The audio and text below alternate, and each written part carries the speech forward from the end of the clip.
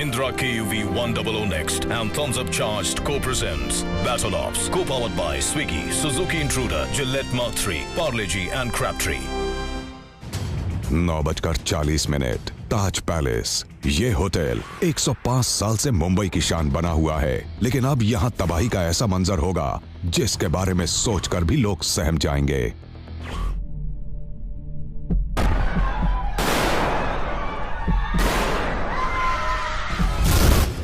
बहुत जोर के धमाके हुए थे।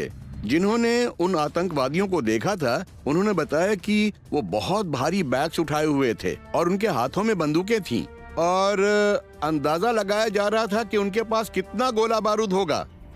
ताज होटल के सिक्योरिटी मैनेजर की मदद से पुलिस अधिकारियों की एक टीम होटल में दाखिल हो गई। वो सीसीटीवी कंट्रोल रूम में पहुंच गए।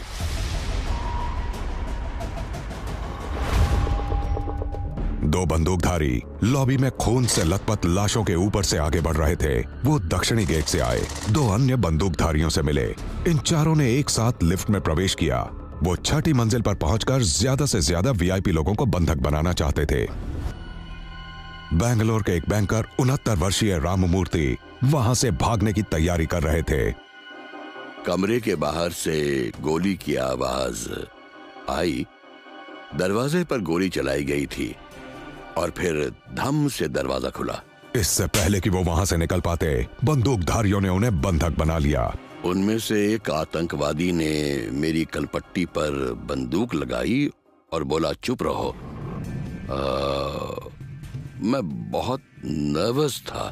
मैं अंदर से बिल्कुल टूट चुका था और फिर मैंने रोते हुए कहा कि मुझे मत मारो, मेहरबानी करके मेरी जान बख्श दो। आतंकवादियों ने अपने हैंडलर्स यानी आकाओं को ताजा जानकारी दी। शराब लेके गद्दे जेड़े कमरे चो खोल लेने, उन्हां चो गद्दे कढ़ के कालीन इकट्ठा करके अग ला दो। बकायदा 2-3 मंजिलां ते अग ला दो जिहड़ी ला सकदे हो। ठीक है? ठीक। फोन जद भी करिए तो अटेंड कर लेना लाजमी। ठीक है? बहुत जल्द हार्बरक्राफ्ट वाहिनी Marcos special forces base INS Abhimanyu के पास पहुंच गया। मार्कोस को अनजाने इलाके में शानदार ऑपरेशंस के लिए जाना जाता है। इनके operatives AK-47, MP5 submachine guns और 9mm पिस्टल से लैस होते हैं। ये एक लौता ऐसा सैन्य दल था जिसे आतंकवादियों से लड़ने के लिए खास तरह की ट्रेनिंग दी गई थी। ये एक तरह के स्पेशलिस्ट थे। विश्वास नागरे पाटिल ने सीसीटीवी कंट्रोल रूम से देखा कि आतंकवादी कमरों के गद्दे एक जगह पर जमा कर रहे हैं। बड़ी गड़बड़ी होने का अंदेशा होने पर उन्होंने अपने सीनियर ऑफिसर गफूर से वहां जाने की इजाजत मांगी, लेकिन गफूर ने पाटिल को वहीं इंतजार करने के लिए कहा क्योंकि मार्कोस पहुंचने वाले थे। अगर उस समय हमला होता तो मेरी जान भी जा सकती थी, क्योंकि उस समय चारों आतंकवादी मेरे साथ कमरे में थे। वो कमरे को उड़ा सकते थे। तभी आतंकवादियों को उनके टॉप कमांड ने कॉल करके कहा कि पुलिस कोई एक्शन नहीं ले रही है, इसलिए कमांडोज के आने तक तुम कुछ मत करो। NSG हेडक्वार्टर्स ने कोड भेजा, चीता चीता चीता, और फिर ब्लैक कैट्स निकलने के लिए तैयार होने लगे।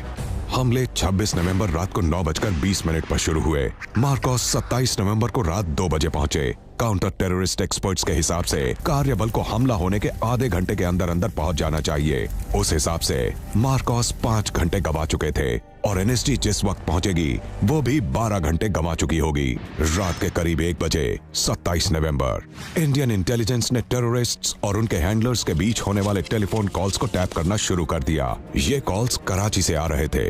वालेकुम सलाम, की हाल है? सब खैरियत है? अग लगी नहीं लगी हले थे? नहीं, अग नहीं लगी। अच्छा मेरा वीर, हुन तुसी फौरन अग ला दो। ठीक है?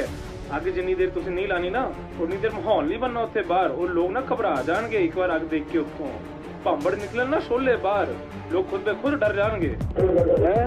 ग्रेनेड अंदर सुट्टो तुसी। ग्रेनेड सुट्टने से कोई मसला नहीं है ना। ग्रेनेड सुट्टना केड़ा काम है यार? 2-3 ग्रेनेड सुट दो तुसी। मुंबई की पहचान, मुंबई की शान ताज होटल धू धू कर जल रहा था। दिल दहलाने वाले इस नजारे का लाइव टेलीकास्ट पूरी दुनिया देख रही थी। रात 2 बजे लोकेशन ताज पैलेस। मार्कोस ताज होटल पहुंच गए। पुलिस से थोड़ी बहुत जानकारी लेने के बाद होटल के सिक्योरिटी मैनेजर ने उन्हें एक A4 साइज शीट दी। ये होटल के लेआउट का नक्शा था, लेकिन इससे कमांडोज को होटल के लेआउट के बारे में कुछ खास समझ नहीं आया। नक्शे को जेब में रख लिया गया। मार्कोस टीम होटल में घुसने की तैयारी में जुट गई। तुसी हुन पता है की कम करना है? हाँ जी। थल्ले उन्होंने पूरा पहरा दे दिया है। थल्ले उत्थे पुलिस ऑफिसर भी है विच, क्योंकि पुलिस वाले थल्ले पूरे भर चुके ने। ते तुहानू मैं क्या सी यार, हर 20-5 मिनट बाद ग्रेनेड सुट दिया करो। चलो हुण जांदी वार चलो उत्तों आउंदी वार सरप्राइज दे के आवांगे। मार्कोस टीम खामोशी से अंदर बढ़ रही थी। होटल के सिक्योरिटी मैनेजर उनके साथ थे। रसोई में से गोली चलने की आवाजें आ रही थीं। कमांडोज रसोई के दरवाजे के आसपास जमा हो गए। एक टेररिस्ट ने उनकी तरफ ग्रेनेड फेंका। किस्मत से वो फटा नहीं। टेररिस्ट्स अलग अलग दरवाजों से रफू चक्कर हो गए। अब मार्कोस टीम बंधकों तक पहुंच गई थी। उनकी प्राथमिकता थी इन फंसे हुए लोगों को यहां से निकालना। आतंकवादियों पर शिकंजा बाद में भी कसा जा सकता था, लेकिन उन्हें बैकअप की जरूरत थी, क्योंकि होटल में मेहमान लगभग 200 थे और कमांडोज सिर्फ 8। और उसी वक्त लाइव टेलीकास्ट में किसी जर्नलिस्ट ने उनकी पोजीशन जाहिर कर दी और ये जानकारी उन आतंकवादियों को उनके आकाओं के जरिए पहुंच गई और वो नीचे आकर बंदियों की तलाश करने लग गए। और बिल्कुल ठीक उसी समय मरीन कमांडोज अंदर दाखिल हुए और उन दोनों के बीच गोलीबारी हुई और इसी की वजह से वहां से 150 मेहमानों को सुरक्षित बाहर निकाला जा सका। और ये इस ऑपरेशन का एक बहुत अहम टर्निंग पॉइंट था। यही वो बात थी जिसने इस ऑपरेशन को पूरी तरह बदल कर रख दिया। मार्कोस की 2 और 8 सदस्यीय टीमें ताज पहुंची। अब कुल 3 टीमें थीं। इनमें से 2 टीमें घायल मेहमानों को बाहर निकाल रही थीं और एक टीम आतंकवादियों की तलाश में जुट गई। ये काम थोड़ा मुश्किल था, क्योंकि होटल में लगभग 300 कमरे थे। मुमकिन था कि आतंकवादी कमांडोज पर नजर रखे हुए हैं, क्योंकि मीडिया हर बात को लाइव टेलीकास्ट कर रहा था। इस घटना के दौरान मीडिया की भूमिका पर ढेर सारे सवाल उठे और आतंकवादियों ने मीडिया की जानकारी का फायदा उठाया, क्योंकि उस वक्त किसी को पता नहीं था कि आखिर चल क्या रहा है। तुसी मेरा वीर अग ला दियो, उसे लेट ना करो अग लान। इतने साडे कोल जगह भी कोई नहीं ना, इको कमरा है, इनो अग लाती तां असीं कित्थे जावांगे। तुसी ग्रेनेड भी कोई नहीं सुट्टिया थल्ले। ग्रेनेड सुट्टो ना थल्ले समुंदर वाले पासे, बड़े लोग ने, उन्हां ते जाके ग्रेनेड सुट्टो। तुसी ग्रेनेड सुट्टो। ग्रेनेड सुट्टन च किहड़ा देर लगदा है? उन्हां दोनों ਨੂੰ बार-बार भेज रहे हैं, उन्हां दोनों ਨੂੰ मैं 10-10 के भेज रहे हैं कि समुंदर वाली साइड ते सुट्टो सुट्टो। ਉਹ ਕਹਿੰਦੇ ਸੁੱਟਦੇ ਨਹੀਂ, फिर आ जाते वापस, पता नहीं की करते हैं। वो मीडिया को इस तरह इस्तेमाल कर रहे थे जैसे वो कोई सीसीटीवी हो। ताज होटल की बनावट बहुत पेचीदा थी। इस 21 मंजिल की इमारत की हर एक मंजिल अपने आप में खास थी। ताज की मुख्य इमारत यू आकार में निर्मित है। ऐसा लग रहा था कि होटल में कमांडोज का बड़ा दस्ता भेजे बिना बात नहीं बनेगी। वक्त बहुत कम था। कर्नल शेरॉन ने अपने कमांडोज को होटल के बाहर इमारत के नक्शे के बारे में जानकारी दी, होटल का लेआउट समझाया। शेरॉन की प्राथमिकता थी कि पहले होटल में फंसे हुए मेहमानों को बाहर निकाला जाए। वो नहीं चाहते थे कि सिविलियंस को कोई नुकसान पहुंचे। उन्होंने अपने कमांडोज को 2 टीमों में बांट दिया और कर्नल शेरॉन ताज होटल की टीम का खुद नेतृत्व करेंगे। उनकी कमांड में मेजर खानवाल और मेजर उन्नी कृष्णन काम करेंगे। आगे का काम एनएसजी टीम को संभालना था। मार्कोस टीम ने बागडोर एनएसजी को सौंप दी। मार्कोस ने बहुत बढ़िया ढंग से काम किया था। उन्होंने 300 से ज्यादा मासूमों की जान बचाई थी। अब कमांड कर्नल शेरॉन के हाथ में थी। एनएसजी के कमांडोज आगे बढ़ रहे थे।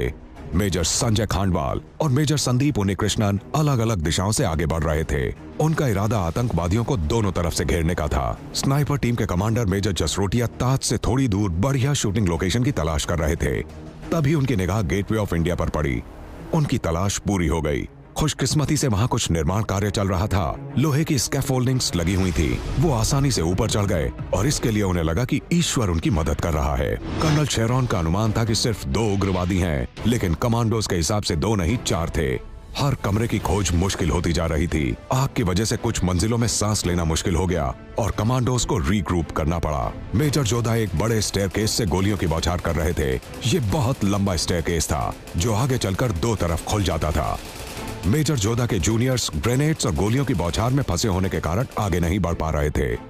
जोधा को गोली लगी, फिर से गोली लगी। ऐसा लगातार 8 बार हुआ।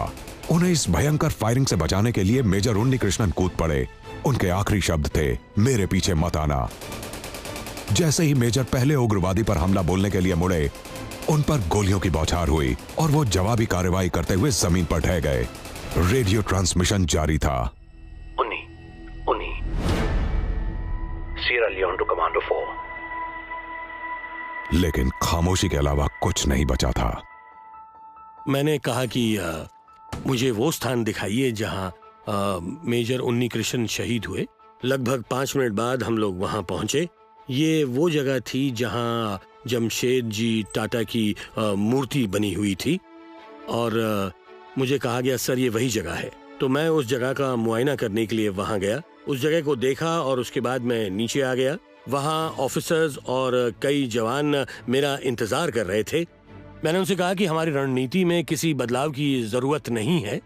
फिर मैंने अपने जवानों से कहा कि हमें किसी भी हाल में मेजर उन्नी कृष्णन की मौत का बदला लेना है। बस फिर इसके बाद मेरे सारे कमांडोज में फिर से एक नया जोश सा आ गया और वो एक नई फुर्ती के साथ अपने काम पर लग गए। इससे जो वो कुछ देर के लिए टूट गए थे, उनका हौसला बुलंद हो गया। 28 नवंबर 2008 दोपहर के 12 बजे खांडवाल और उनके कमांडोज उन्नी कृष्णन के हत्यारों को खोज रहे थे। वो छिपते छिपाते आगे बढ़ रहे थे। अचानक वसाबी रेस्टोरेंट से गोलियों की गड़गड़ाहट सुनाई दी। आतंकवादियों के पास वहाँ से बचने की ज्यादा गुंजाइश नहीं थी। वो वसाबी रेस्टोरेंट में पहुँच गए। जब भी हम अंदर घुसते वो गोली चला देते थे। हम अच्छी तरह से समझ गए कि वो यहीं पर हैं। लेकिन वो लोग ऐसी पोजीशन पर थे जहां वो हमें देख सकते थे, लेकिन हम उन्हें देख नहीं पा रहे थे। मगर उनकी पोजीशन ऐसी थी कि हम ये नहीं जान पा रहे थे कि उन्हें गोली लगी है या नहीं। कर्नल खांडवाल और उनकी टीम आखिर उस गलियारे में पहुंच गई जो वसाबी रेस्टोरेंट की तरफ जाता था। उन्होंने उसे विस्फोटकों की मदद से उड़ा दिया। हमारी यूनिट की एक टुकड़ी बॉलरूम डांस हॉल में गई और वहाँ एकदम अंधेरा था। कमांडोज वहां से एंट्री करने की कोशिश कर रहे थे। वहां टेररिस्ट छिपे थे। उन्होंने फायरिंग शुरू कर दी, जिसका हमने जवाब दिया। कर्नल शेरॉन ने वसाबी रेस्टोरेंट में एक के बाद एक ग्रेनेड्स फेंके, जिससे वहां आग लग गई। आतंकवादी खिड़कियों से बाहर निकलने के लिए नीचे की तरफ आने लगे। हम पर ऑपरेशन जल्द से जल्द खत्म करने के लिए दबाव डाला जा रहा था। मुझे सीधा हमला करने के लिए कहा गया। मेरे आर्मी के तजुर्बे ने मुझसे कहा कि अगर किसी आतंकवादी को फंसा दिया जाए तो बात सब्र पे आ जाती है। जब उसे पता चल जाए कि वो भाग नहीं सकता, फिर वो कोई ना कोई गलती जरूर करेगा। और वही उन्होंने किया। हमें अपने कॉम्बैट एक्सपीरियंस पर निर्भर करना था और दिमाग को बिल्कुल ही शांत रखना था। मैंने अपने सीनियर्स को समझाया, कहा कि सर वो सिर्फ टाइम की बात है, दुश्मन से अब और सब्र नहीं होगा। मुझे पता था कि आतंकवादी सीढ़ियों के जरिए नीचे आने की कोशिश करेंगे और उन्होंने ठीक वैसे ही किया।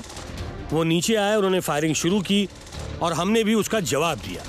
एक टेररिस्ट की बाह में गोली लग गई थी और उस वजह से उसकी बंदूक नीचे गिर गई और वो चिल्लाया, रब्बा रहम कर। अब वो ऊपर वाले से रहम की भीख मांग रहा था। इसका मतलब ये था कि उन्होंने सारी उम्मीद छोड़ दी थी। जोश से भरे आतंकवादी अब बुज़दिल बन गए थे। अंधेरा होते ही बाहर की सबसे दक्षिणी खिड़की से एक आतंकवादी ने भागने की कोशिश की। बाहर के दरवाजे से मेजर रॉय ने उस पर 3 गोलियां चलाईं। आतंकवादी बाहर फुटपाथ पर गिर गया। खिड़की के पास से एक और आतंकवादी लगातार फायरिंग कर रहा था। उस पर कैप्टन वरुण दलाल की नजर पड़ी। कमांडोज ने उसे भी गोली मार दी। जब अंदर आग की लपटें शांत हो गई, तब 2 और आतंकवादियों की झुलसी हुई लाशें नजर आईं। मलबे में चलते हुए मेजर खांडवाल ने मौके की तफ्तीश की। सभी 4 आतंकवादी मारे जा चुके थे। ताज भी अब खतरे से बाहर था और मुंबई भी। अंदर ही अंदर मैं मान चुका था कि अब मेरा बचना मुश्किल है, पर दिल के किसी न किसी कोने में उम्मीद की किरण बाकी थी।